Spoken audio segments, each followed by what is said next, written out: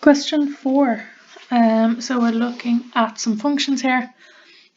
The first part says the diagram shows the graph of the function f of x. So they've already graphed that for you. You don't need to worry. It says in the domain. That just means what x values they put in to graph that. And then it says on the same diagram, draw the graph of the function g of x, and hence use the two graphs to find the two values where g of x is equal to f of x. So let's draw the graph first. Because this is a linear graph, there's no like power on the x. We can draw it. We only really need 2 points. Sorry, that's what I was trying to say there. So our x value is going to go here. Our function is going to go here. And then our y value is going to go here. Choose any 2 points. X equals -3, -2, anywhere up to 4.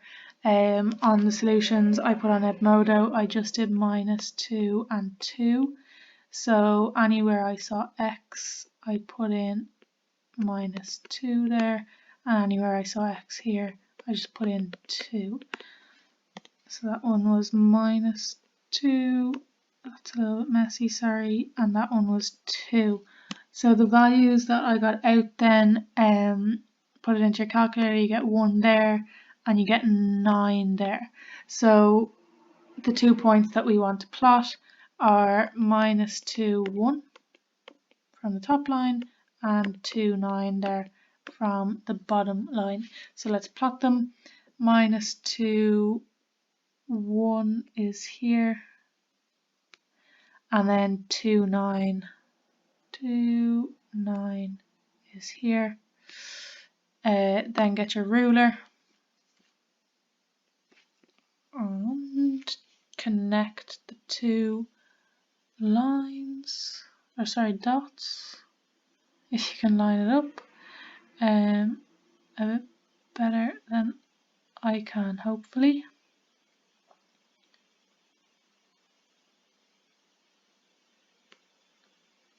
Okay, let's just go with it. It's close. Hopefully yours will be closer.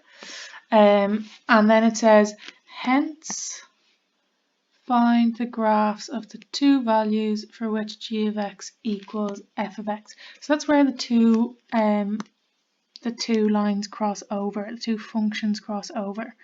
So here is one.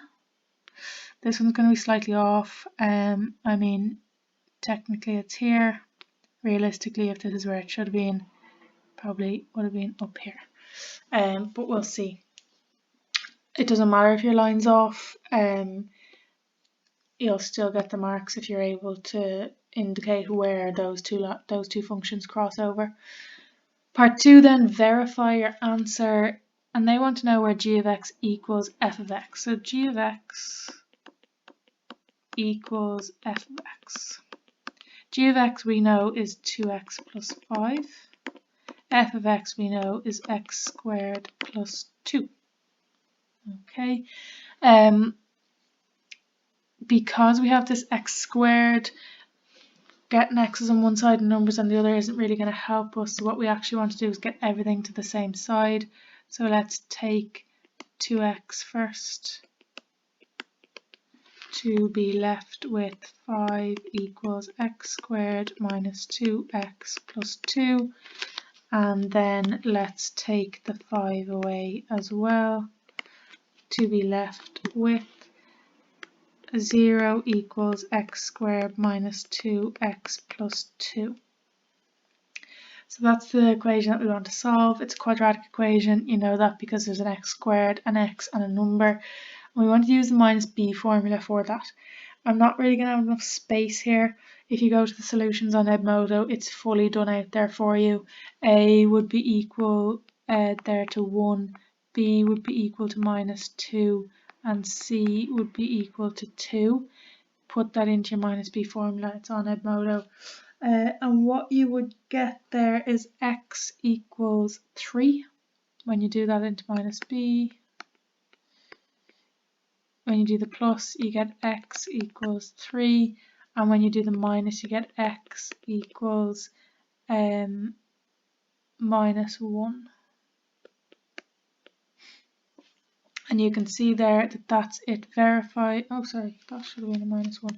You can see there that that is it verified because x equals 3 is here, which obviously if my ruler had worked would have been the case. And then x equals minus 1 is here, and that is exactly what we got.